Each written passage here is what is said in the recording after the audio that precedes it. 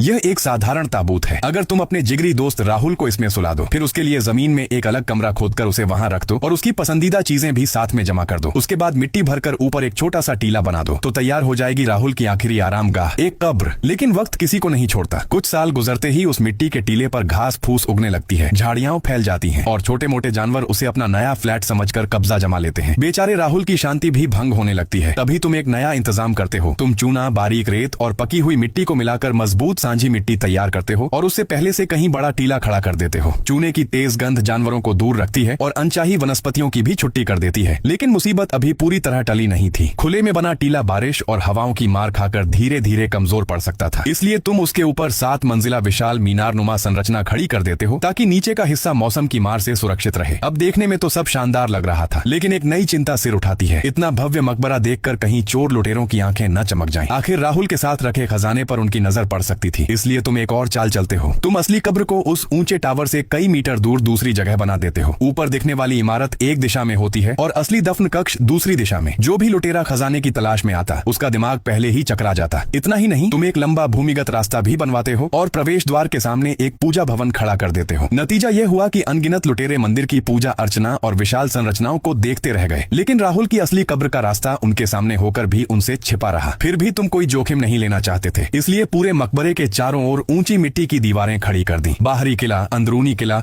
और उन्हें जोड़ने वाले विशाल द्वार बना दिए गए। अब जो भी चोर खजाने तक पहुंचना चाहता, उसे पहले बाहरी सुरक्षा तोड़नी पड़ती, फिर अंदर की, तब कहीं जाकर राहुल के खजाने तक पहुंचने की उम्मीद बनती। और बस बधाई हो, तुमने बना डाला वेस्टर्न सिया मौजोलियम्स, जिसे अक्सर पूर्व का पिरामिड भी कहा जाता है। हजारों साल की आंधियां, बारिशें और बदलते दौर देखने के बाद भी यह स्मारक आज तक खड़ा है, मानो राहुल की कहानी और प्राचीन लोगों की अद्भुत निर्माण कला को चुपचाप दुनिया के सामने सुना रहा हो।